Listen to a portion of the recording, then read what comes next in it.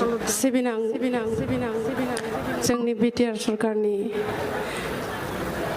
2 बोसोरारि जानायनि थाखाय खुंनाय बे हाबाफारियाव नुजाफैनाय मानगोनां बयबो गेदेमा सुबुंफोरनिसिम रायजो राजानिसिम आंनि गोसो गोरबोनि खुलुमनाय आरो अननाय बावहरबाय।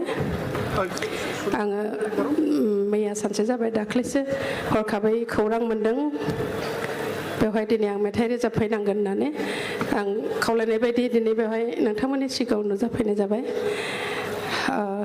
दा सिगांनि बायदि आंनि गाराङाबो सोलिलिया एसे हाङा खम जालांबाय आरो रोजाबनोबो आङो दामग्राफोरजों लोगोसे फैयाखै हाखु दाखु आङो ट्रेकआव रोजाबनो होननानै सानदों।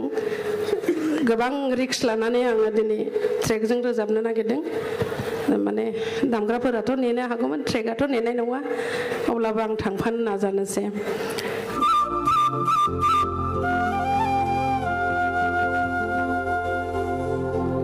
आंनि बे दोंसे मेथाइ